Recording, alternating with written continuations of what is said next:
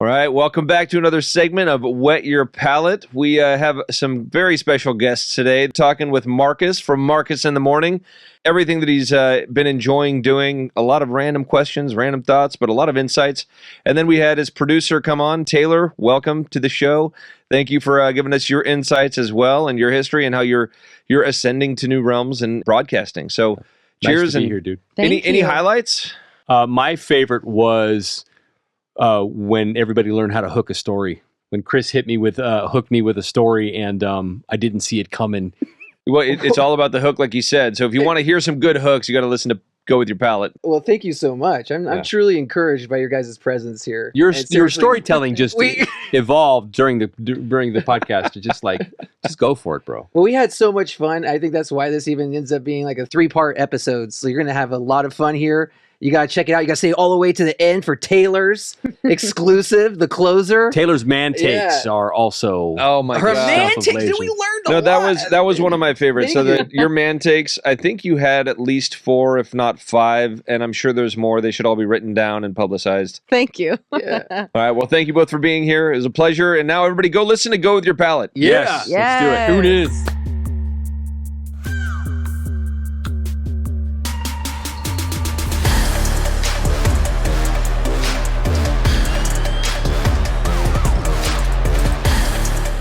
You know what I can't stand about those things? Tell me. The heated seats. You don't like the heated seats on the Japanese toilet? Dude, I hate when I got the heated seats. I don't like heated seats in my car. My wife will turn it on full blast, all bars. And my butt is on fire. I like a little heat sometimes. You know what I mean? On the back. I do like the Japanese toilets. I'm just going to say. It's kind of cool walking into a bathroom being welcomed, you know, and the light comes on. And I think some of them may say your name and. No, I walked into the Bardessono in Yountville, and I told these jokes at the Yountville Little League. The kids serving the spaghetti didn't get them because they're a little off color, but they have bidets in the lobby. And so I'm doing the auction at the Little League thing, and I'm literally like, I'm in Yountville, and I go, has anybody else spent like an inordinate amount of time at the Bardessono? I mean, they have bidets in the lobby, and everybody knew where I was going, and I was like. I walked in there and told the lady at the front desk, I can't work here because I would go on break and never come back. I literally, first time I used that thing, I was like, I'm gonna give you 2 hours to cut that out. You know? Anyway, so okay, I gotta ask maybe a little more of a private question. Sure. Do you when you both have the opportunity to use one of those, do you actually use let the wand come and clean you off? Yes. Yes, what it's dude. for. That's like you're being environmentally and and hygienically superior. How does it clean itself? It has a self-cleaner. I don't ask the questions. Yeah, I mean, that's out of my scope. The toilet knows what it's doing. I've done my job, okay? Could you imagine getting in an argument with the toilet? You're like, how do you clean yourself? It's like, well, you know what? It would with AI and everything, it would probably answer you like soon. Yeah. Don't God, worry that's about another it. thing we're gonna have to touch on at some point is AI. Not right now, but we're in the middle of some dirty talk about bidets. They're life changers, man. Life changers. So what were you doing at Bardessono? At one point, just hanging out, having brunch. My wife used to like to go there. We knew the food and beverage manager. Shout out to my guy, Ross Wheatley, from back in the day. And so we'd go hang out, have dinner. I never actually stayed there, but I have, spent time in the lobby. Yeah. That's a good restaurant too. Yeah, it's delicious. Yeah. They've done a great job with that place. All of Yountville, still, best culinary town in the valley. Mm-hmm. Overall, just you walk, eat, enjoy. It's pretty. I miss pretty sweet. Red. I do too. Oh, the pizza there, but then also the like the Chinese buns that they had. I don't think I've ever had those. Yes. All their bar stuff was great. Yeah. So we were talking about the Little League, the Yountville Little League thing, right? And telling some jokes that were kind of flying over the kids' heads. Yeah. Like the bidet thing.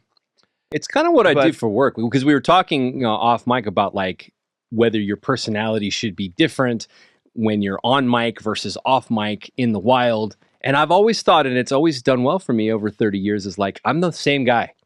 I'm the same guy right now. This is me doing the show as I am in the studio. Yeah. But it hasn't always been that way because like in the 90s, like I started in 92, and it was all about, there was a saying, keep it tight and bright. Keep it happy, keep that smile on your face. You're a DJ, and they're counting on you to keep the room hype. Even if you could have the worst day, and you still gotta make it happen. Yeah. Like I literally did a show one time with salmonella. I'd given myself salmonella because I did a copycat El Pollo Loco chicken recipe, which I was obsessed with. I grilled it, and I didn't grill it enough, and I bit into it, and it was pink, and I'll just play through. Gave myself salmonella and had to go on the air the next day. So literally I would do 10 to 15 second breaks. This is before the morning show. And then I would double over in pain. Oh, but that's not something that you would think about talking about, but transitioning to do a morning show, that the number one hallmark, and it's the same with podcasts, is to me is like, just be authentic, be yourself. Yeah. So the more you can just really dig into that, the more that I think the listeners will connect with you. So, I was telling you that I was at, it was post Giants game, and this is a great example of me just really being myself and not caring. And we're walking back to the car, and there was a guy on the side of the street selling Modelo's out of a cooler. And it's 11 o'clock at night on a Wednesday. I have to get up at 4 a.m. to do my show. And I'm just the problem is, I don't know how you guys get, but I'm a werewolf. There's a certain time of night where I just start coming alive. Yeah. Yeah. And I gotta hit it early. I mean, I gotta drop myself in bed early. Otherwise, I should as well. But so anyways, we're leaving the Giants game, and my wife and her friend are in front, and then I disappear to go buy a Modelo for no reason. And my wife's like, "What are you doing?" I guys, I don't know. I'm feeling the vibes, man. They had won, the streets were filled or whatever. So I posted a story, and one of my old program directors was like, "I don't know if a morning guy in the Bay should be posting that he's drinking on a Tuesday night and after a Giants game. What would the listeners say?"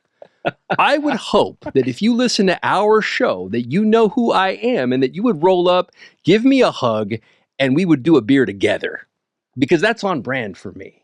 Just hanging out. Yeah. Like being with everybody, hanging out is my thing. I'd be like, I trust this guy. Yeah. Yeah. I'm not trying to hide. You'd get in the van, Chris. You'd get in the van. If I had candy and a puppy, he'd get in the van.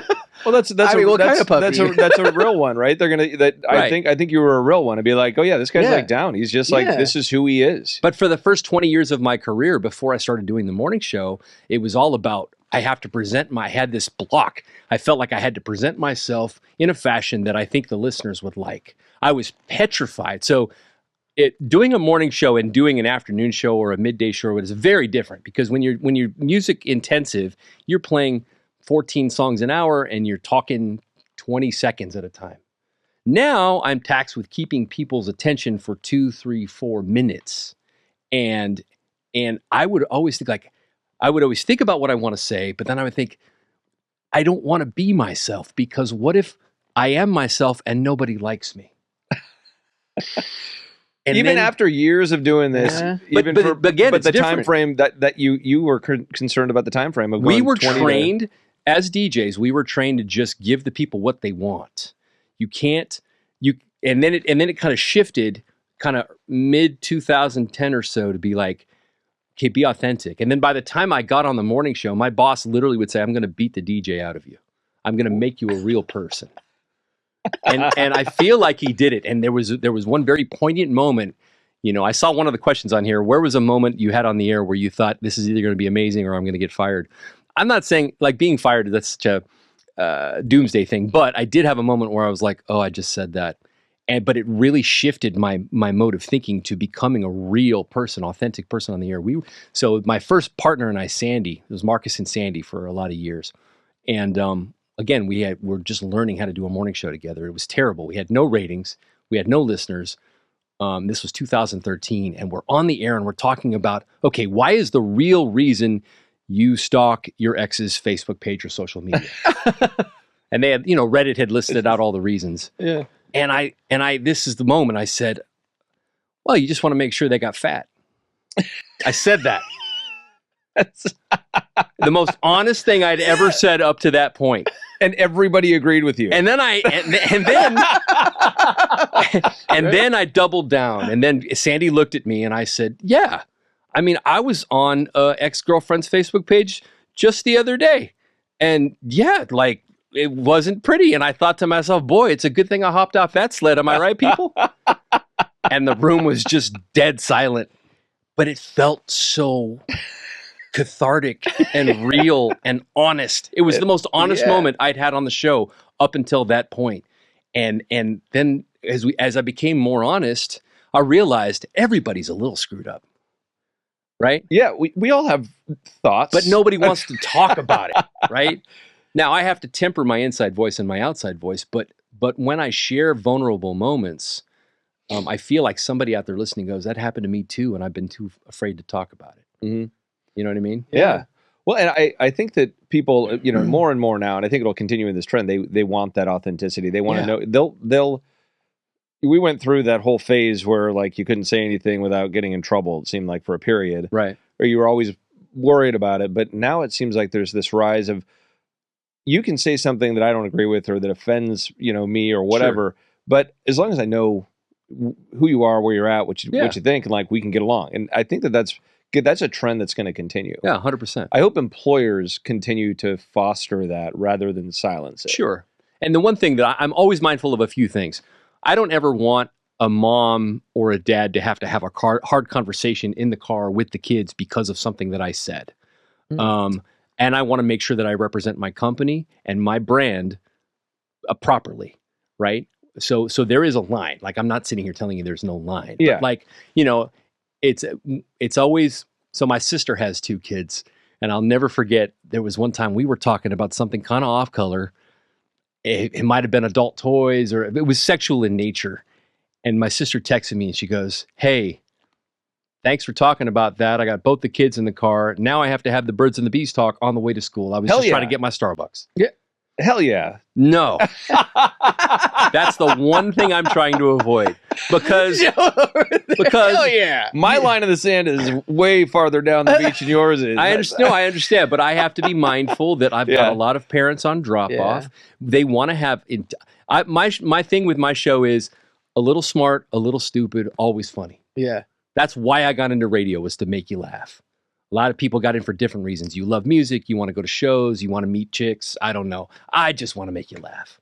That's why I'm here. So purely, you were an entertainer from your core from a young age? Yes. So I think it's about time we do an introduction, because people you're listening, you're probably like, who is this guy? Oh, sorry. I want to hear. Yeah. So, all right. So we got special guest today on Go With Your Palate. We've got Marcus in the morning. I'm going to say local radio legend here in the Bay Area, but also loosely. Legend. Okay, I'm gonna. So, how many years? You said you've been doing this? So I've been doing radio for 34 years. 34 years. I've been doing radio in the Bay Area for 25 plus, and I've been doing the morning show on Star 101.3 for iHeartRadio for going on 14. Right, and so that was another thing. iHeartRadio. So on the app, people can listen to it across the globe. Literally, right? if you download the free iHeartRadio app, you can just search out Marcus in the Morning, and you will see our Second Date Update podcast. You'll see our Trivia Game podcast. I've got my cooking podcast, Chef's Day Off, and then the whole show on demand. So you can listen anytime you want. You don't have to get up early to do it. So 34 years in the industry in general, I would say, I always kind of like correlate how long people have been doing a craft or a profession. And I always think of it as like your doctorate level. Yeah. Right? Like, I mean, you can't go get maybe you can, I don't know, a doctorate of being a radio host. I look at it more like I don't know how to do anything else. I'm a dancing monkey by trade. I think it was Bill Burr that went on stage and said, I'm a dancing monkey. He's always like, why would you take my advice? I'm a comedian. I'm a dancing monkey. Bill Burr, dude. Oh, that's great. Yeah, so you feel like as you've moved into the morning show piece for 25 years, it's going on 25 years? So 25 years in Bay Area radio. In Bay Area. So going on 14 years on the morning show. Okay, great.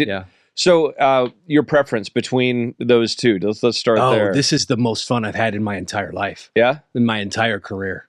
I literally get to go on and so I used to be an assistant program director and a program director, because you would have dual roles, kind of like what you guys do here, where everybody kind of cross-trains and does different things. So now in radio, you have your program director, and a lot of times they have an air shift. They're doing afternoons or they're doing middays. I used to think afternoons was awesome because you get into the office at like 11 and you're done by 7. You could still go watch primetime TV. But this morning show thing is genius. And the issue with being a program director is now you're a manager. And I used to always say, like, I used to have to deal with what I called other people's problems. And now I just paint. Now I'm just an artist. It's so great. I'm in Napa doing a podcast, and it's 2:00 in the afternoon on a weekday. We just drank some wine. And you had meatballs for breakfast. Meatballs for breakfast. I get to hang out with you guys. That was something you mentioned, and I loved your point. You were like, you wake up that early, lunch is anytime. Yeah, anytime. We've had ribs, meatballs. I think we drew the line at Moroccan chicken. I brought in shawarma one time and stank up the studio. The other thing we're not allowed to do is bring any kind of seafood or like clam chowder. Anything of that nature. That's a good call. I've had some issues in our office with that. Yeah, we have the break room rule. Yeah, the break room rule. People were microwaving salmon, which I don't know. They're not with us anymore, but R.I.P. We don't play. I would have taken them out too. They could have been talking shit. They'd be employed. But no, man, you microwave salmon. Yeah. We don't mess around. Yeah. No, I'm fully enjoying the morning show because I just genuinely feel like we refer to everybody as our listening family. I genuinely feel so connected to every single person who just takes a second to comment on social media or follow us or send me a note or, hey, Marcus, I'm going to Half Moon Bay this weekend. Can you give me a recommendation? We have a talkback feature where you can leave a message and I will call you back. If your phone number's on there, I will call you and thank you for leaving a talkback and how's your day going? And, when we do our trivia game, it's always, hey, Chris, where are you calling from? I'm in Napa. What do you got going on today? I'm dropping the kids off. Cool. What are their names? Like, I genuinely want to know everyone. Yeah, that's a great quality. Because I had a buddy who, when I was in Seattle, and he could walk down the street anywhere, and people would come out of their stores or whatever else, say hi to him, whatever. I was like, I want to be that guy. I just want to know everybody. So you also mentioned that you kind of have like it's more of a family like extension, right? And so and that you don't just turn off at the end of your morning show, much to my wife's chagrin. And so you want to get out there and kind of relating it to being a politician. I thought that was a really interesting point where you're looking at your listeners as your constituents in a way. In a way, because once we meet, like you're not allowed to listen to anybody else. So you're looking for monogamy and listenership. 100%. Yeah, 100% monogamous. We are locked in right now. The other powerful thing that I've learned over the years is when you have an opportunity to meet somebody and you see how much joy you've brought them with what you do for work. If somebody tells me we got through the pandemic together, or when you were taking care of your dad and he finally passed, I really felt for you because I was doing the same thing at the same time.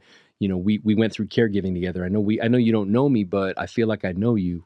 That's very powerful to me. Like it means everything. If somebody can tell me that I made them laugh or I made them cry or I made them think or I gave them time with their kid in the car, it blows me away. I met a guy the other day who at an event I was doing, he said, I just want to say thanks. I've been listening to you since junior high. And I looked at him, I said, you're 6'6". How old are you? He said, I'm 31. And I was like, whoa, I guess he was a sophomore in high school. Then my math's not mathing, but that's powerful to me. Yeah. Or like the kid that was 6 years old and then I get an invite to his graduation party because he just got accepted on the drum line at Howard University. You know what I mean? It's mind blowing. And I can't express how much I love our listeners. I just can't. So you become a part of their family then? Yeah, really. Both. I mean, both. But that's you're an indelible mark in their mind if they're listening every morning. And I will say, I used to have more windshield time. Yeah. Now it's very little, which is unfortunate because I really do enjoy it, and I used to listen to a lot more radio than I do now. But there were a few even talk shows back when I was younger that I was listening to that really it felt like you get to know these people, and those they weren't doing any music. It was just all pure, could have been about politics, could have been about local BS, like some funny guys, Armstrong and Getty, if you ever heard of them. Of course. So they were pretty funny. They didn't get too political. They just, talked a lot of shit about whatever's going on in the world. Yeah. Yeah. But yeah, it really is a connection there. And so it's awesome to see. You're getting multi-generational now at this point. Mm-hmm. Mm-hmm. And it's a lot of fun. And then with the advent of podcasting for us, it gives me an opportunity. It gives an opportunity for us, me and the listener, to hang out all day. And so a lot of, I know we're going to get into this with kind of you reinventing the wine industry and us trying to reinvent kind of the radio industry in a way. But a lot of DJs would resist doing a podcast because they're like, well, first of all, it's extra work, and we're all inherently kind of lazy by nature, to be honest. But we were bred that way. It was always you do 4 and hit the door. You do your 4 hours and you're gone. Now, you do your 4 hours, but now you're podcasting. You're uploading podcasts. You're doing social media videos. There's a lot more to do. It's still amazingly fun. And you're getting out and pressing skin. Correct. But the thought process is, okay, I was with you in the morning. You're going to go look for something to listen to anyway. I would rather we stayed together because otherwise I'll miss you. I like this audio monogamy. Yeah, monogamy. I'm all about it. Yeah. And I also really enjoy even like your social content and that hustle there, because I feel like it's something that really, me being like an older guy, like if it's something, where your Gen Z employee is coming in to ask you for something and you're fighting your way out of a sweater or something like that, or the dad jokes. But what I also love about it is there's always that connection to the other generation happening too, where I think there's a little something for everybody. And like, that's basically keeping that flow is like how is the next level, it seems, of things you have to do. It really is. How broadcasting's changed. And anybody, we talked about it kind of off mic, but in my generation, again, the DJs resisted doing extra things. And if you are, a DJ, a radio personality who doesn't want to do social media or doesn't want to get out in the community, you're not going to have a gig. We have that same problem in wine. I think in most industries now, people are vying for whatever, authenticity that at a higher level, right? See the people, know the people behind it, whether it's a voice, a product, whatever. It is so important right now, and you're not going to survive if you're not pushing on all those buttons. Got to get out there. How do they want to interact? Find a way to interact with them that way. Yes, I think that's something we've really taken to heart, and we get criticized for it, which I appreciate. We're making wine not serious enough. I referred to one of our wines as, this morning, what was it? I said something like, the Taylor Lane Vineyard is like your mom's third husband, cold as fuck.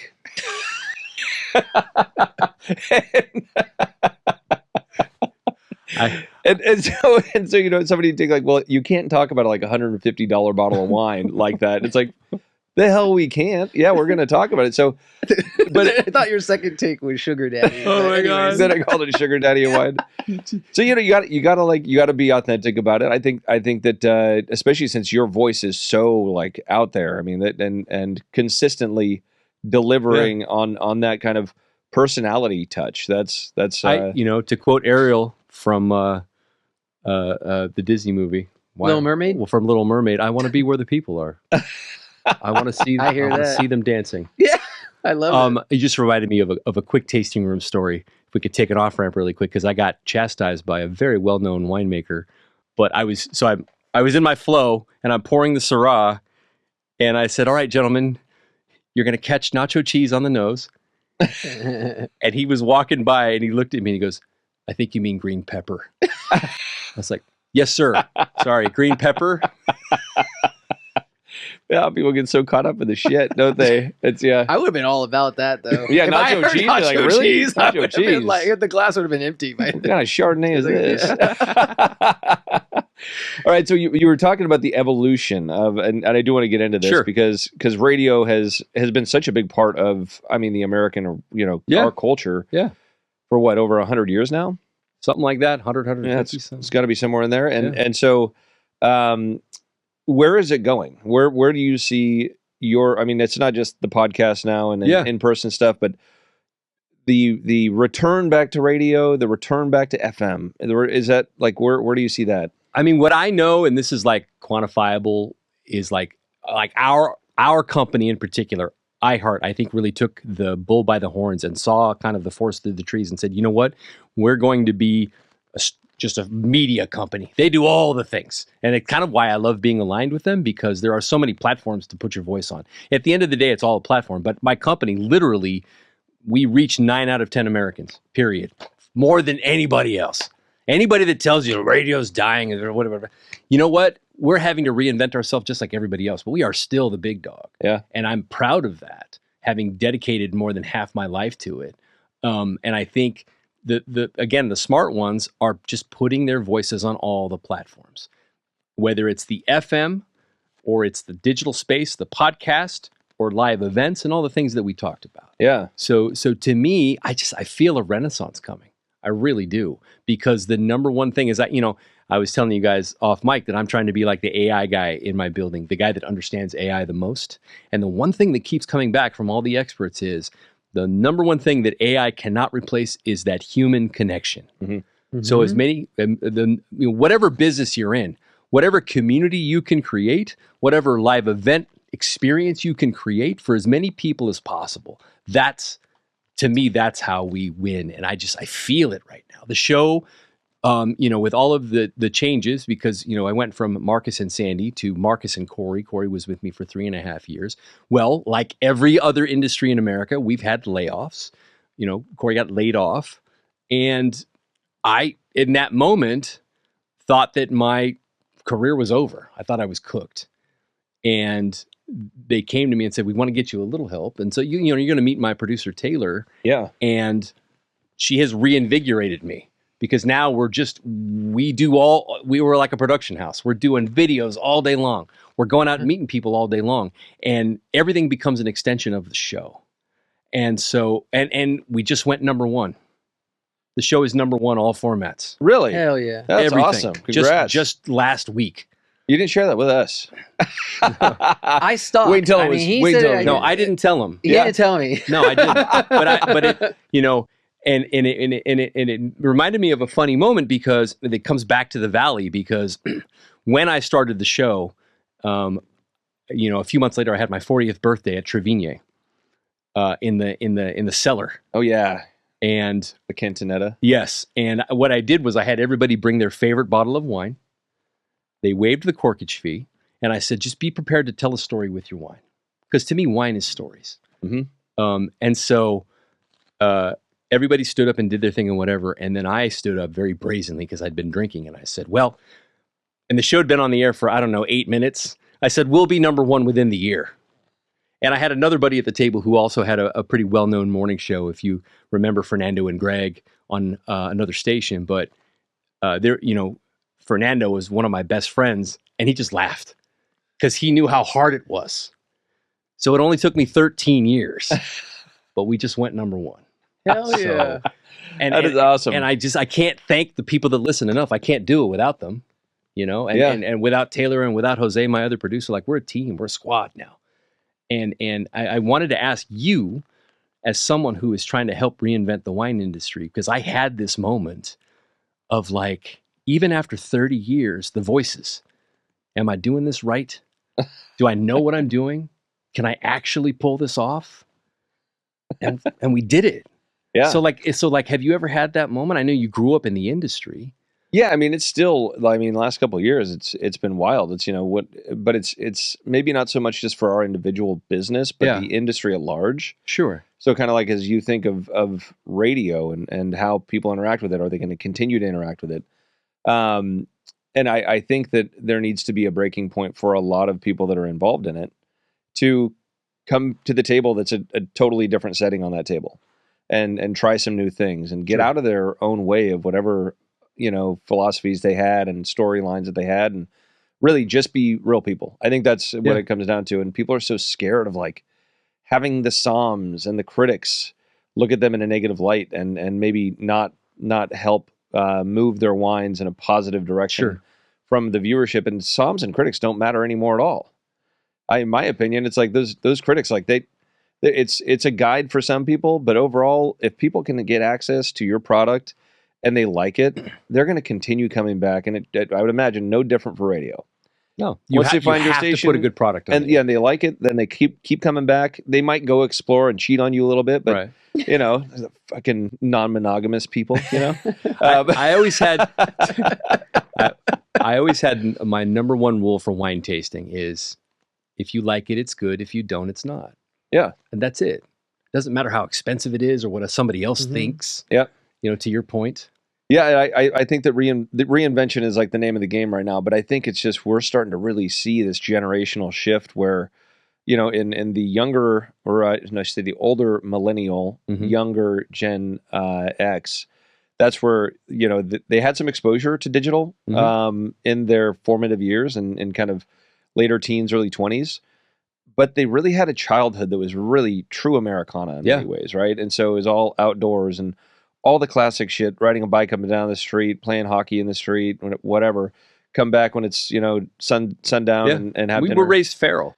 Yeah, we were feral. And now everybody's so protective of their kids. And in many cases, rightfully so. I mean, I've got kids and I sure don't let them do the shit I was doing. No.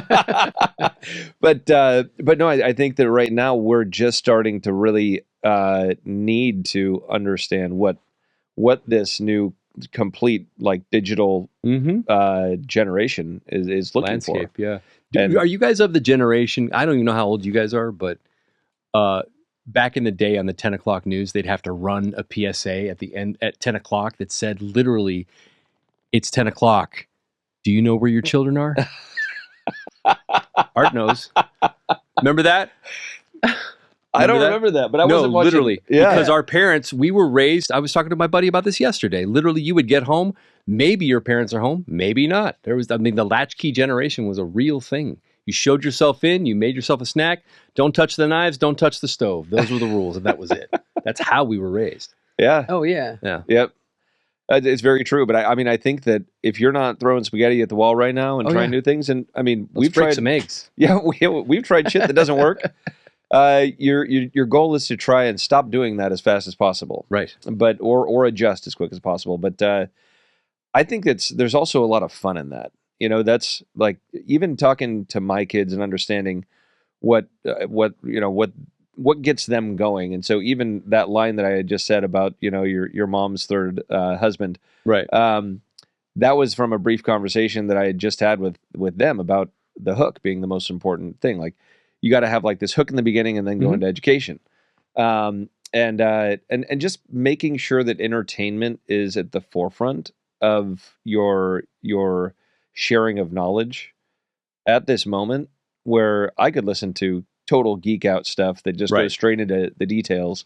But we also need to be conscious of the fact that there is a new generation that is looking for not just authenticity, but they need a spike of dopamine, like on the onset. The attention spans are just so low now, right? And so like you got to capture them. Okay, everybody talks about that.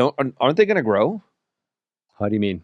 Attention spans? You don't think so? No, are you kidding me? It's getting worse. I'll put money on. I would love to put money on this. I got to think that this generation, if you take a whole sampling of, let's call them 21-year-olds right now, when they're 35, I mean, you think if the analog revolution kicks in the way that I want it to, if we absolutely unequivocally just reject AI and technology and everybody gets burnt out on social media and whatever, then yes. But research shows right now, this moment, the average adult has the attention span of a goldfish, like literally 9 seconds. And you don't think that's going to turn around at some point? I don't know. I hope it does. Unless analog, which I would love to see analog come back. I hope it does. I hope everybody just collectively implodes on the idea of technology and we go back to all the things. We did do a segment on the air the other day that like kids are looking into the trades now. Oh, yeah. Because they want to get away from the desk job. They want to get away from just being latched down at all times, and from a group that grew up in front of a screen, it's amazing to see that they want to be out and about. Touch grass, dude. Touch grass. Touch grass. They missed it, though. That's the problem. Growing up, they missed it. And so I think they're trying to fill a void. Just like you see so many of them getting away from these dating apps. Right. They're actually wanting to go out Let's now. Hope. So the attention span thing that's how you're going to get them. How do you get a goldfish, man? Get that hook. Right. So you got to start teaching. I feel like once you start grabbing the attention, let's be optimists. Let's think that it's going to turn around from where it's at right now. So literally, so I tell stories for a living, and you really had to shift how you tell a story. You have to hook at the beginning. Like literally, I'll use a stupid quote of a song. Literally would be like, so Joe, I once shot a man in Reno just to watch him die. And then I tell you the story. Yeah. Back in the day, it was always, so it was a dark and stormy night. Not much of a hook. And the story would build and then it would crescendo right here. Whereas these days, I've got about 5 or 6 seconds to grab you. Yeah. and then tell my story. Do you think that that's a bad way to go about it, though? You have to. I don't have a choice. Oh no, but I mean, like for the long term, even for let's call them, a 60-year-old listener, is that a bad way to go? Have a hook in the beginning? I don't think so because it's fun. I like it too. Yeah, that's even just as a listener, as a consumer of media, I actually like to have a bit of like an entertainment hook right at the onset. I love to do it to people in real life, just like as I'm talking to them. Like, for example, I'd be like, if we were having breakfast, the three of us, I'd be like, all right, fellas, well, I got to go to the bathroom, but when I come back, I'm going to tell you about how I saved my career in about 10 seconds. Hell yeah, dude. And then I would get up and walk. On the edge of your seat. And probably I would be like, Chris, we'll be right back after this. Literally. So Taylor will tell you I'm always hooking. You don't even know what's happening. Good. You don't even know what's happening, but just it's a great, especially for you want to do a podcast, you're doing a podcast. It's good practice when you're talking to people in conversation. Yeah, hook them. We're still trying to do a podcast. No, I didn't want to offend. It's kind of working out, right, guys? But like we're all having a good time. It's all muscle memory. It's all reps, right? So the more that you can practice your hooks, and I'll be honest with you, for the first 5 or 6 years of the show, I couldn't hook to save my life. I didn't even understand what he meant. And my boss would say, like, do you know what I'm saying? And I'd be like, no, but I will. I'll get it. And now I'm pretty good at it. You know what I mean? If I've got a story to tell you, I will always look for the hook first. So the exercise you would do is you would ask yourself, all right, I'm going to tell this story. Where's the hook? Yeah. And let me put it at the front end, just like a video. I think everybody listening, take that point to heart. That I think you just summarized such an important part of communication going forward, that not just the younger generation is really catering or understanding. The older generation loves it. Like I put myself in that. Like I love it. It's impactful, and then I'm curious. Yeah. Right. Yeah. Make them curious within the first 6 seconds. Yeah. And it's fun. It's fun. Yeah. It's just so like tell yourself the story and then find the hook and lead with that, you motherfuckers. Yeah. Yeah. That too. Sorry, we're not on live radio. We're not even drinking. That's the crazy part. I forgot to open a bottle of wine. Open the wine? What kind of winery is this? Dude, what are you doing? You said you were going to open it. I thought you guys were pros. Dude, okay. We grew up in the valley. Then they wanted to do some kind of photo shoot. Hospitality's our thing. Yeah, meanwhile, I'm parched. He's thirsty. I can do two things at once. Yeah. And we'll see. Challenge accepted. Challenge accepted. All right, so this is one of the new wines, but we didn't even get in the red barrels when we were at the winery today. I know. We were jumping through a bunch of whites. I wanted to make sure, because my producers, it's their first time to Napa Valley. Like, I'm a seasoned professional. I've been drinking professionally, competitively since, I don't know, 99. But, if we were to talk about like the rules of wine tasting, in my opinion, you got to make sure to eat. Definitely. Food, for sure. That's the number one pitfall I see. People come to the valley, they got that one wine tasting in the morning, and then they don't eat because they're late for their next appointment. And the next thing you know, you're face down in an In-N-Out burger on a mola. Which I mean, it's not a bad thing. No, it's not terrible. A bad thing, but I was it's happened. I was a designated driver on a girls' trip one time for my friend's bachelorette party, and they all got drunk twice. Have you ever had that happen? Oh yeah, yeah. Who am I talking to? You do a good morning kind of like a brunch, kind of day drinking, and then you take a nap, and then you kind of wake up and you do it all over again. This luscious juice. Get that late night. He really is talented, this guy. Don't blow his head up too big, okay? Why is my glass so far, Joe? I was just gonna say, I don't mean to make you lean over too far. Oh, this smells nice. This is one of our new ones, so that'll be fun to try it out. But yeah, it is all, this is all about stories, right? Same thing. It's telling stories is my favorite, and frankly, it's my favorite thing about drinking wine too. I told you off mic that like I would always tell people, they would ask me what I do at the wineries. I pour wine and I tell stories, and if it's a situation where as a facility or establishment where I could just go in, hit a button, and get a glass of wine, I'm not in on that. Yeah, I want to know the story. It's boring. Yeah, not Coravin, the those little Enomatic things, right? Yeah. I can never get. It's like, here, go charge your card, and then you get to use your credits and stuff. And I'm like, I want the service. Yeah. But one thing that I found that was interesting, that that is being kind of reviewed right now is that the difference between ordering a glass of wine. Cheers. Cheers, big guy. For consumers, the difference in ordering a glass of wine or a cocktail for the same price, it comes down to one simple thing. It is the craftsmanship of that cocktail in that moment from the person that they can see. Right. Versus the pouring of a bottle of wine and into a glass and just saying, here's your Pinot Noir or whatever. Right. That just summarizes a lot of what we're talking about. A lot of the issues that maybe the wine industry's having. Yeah, that the wine industry's having, but I mean, just how people want to interact with other people. Right. And how I don't want to be pushing a button for my glass of wine. I don't want, I want independent retailers most of the time is what I'd prefer. Like if I'm going grocery shopping, I love the exploration of all that. Yes. I love asking questions. You have good service staff. You want to like discover stuff. Yes. I love, I love, and I didn't come up with this, but I don't know who did, but it's, I love finding things I didn't even know existed that I can no longer live without. Yeah. Like we have a tremendous mom and pop grocery store in my neighborhood. Shout out to Spangler's Market in Half Moon Bay. Yeah. And it has one in West Portal and SF2, but I go in there and I'm like, of course I need a jar of Calabrian chilies for my sandwiches. Oh my God, they pre-fry shallots? Do people what do I need mustard power for? I don't know, but I'm getting it. You know what I mean? Yeah. That to me is just genius. It is. I mean, that's part of human nature. Yeah. Exploration, right? We all get bored. If you're not getting bored of just doing the same thing every damn day, I don't know, man. Fold up shop. Go move somewhere and find some new motivators. Yeah, if you're not putting caviar on your chicken nuggets, you're missing out. By the way, the Sunshine Market, same kind of deal. Yeah. They have one of the best tequila programs I've ever seen. Oh, really? Oh, yeah. Okay. Anyway. Yeah, I didn't want to leave you hanging on that. Oh, yeah. Cheers. What is this? This is my adaptogen. Here, cheers. Oh, man. cheers. You're drinking mushrooms? Yeah. I'm all about that. Okay. Get a new level, so All get right, that L-theanine through somebody's your flexing. veins. God, you're so healthy. No, I just can't drink wine since the incident. Anyways, There's the hook. that's a hook.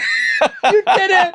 You did it. Oh my God, I'm so proud of you. That was not even a 10. That was a 20. Dude, that means a lot coming from you, dude. No, Thank you got me. I didn't even see it coming. Is this really the end? Unbelievable. Find out next week.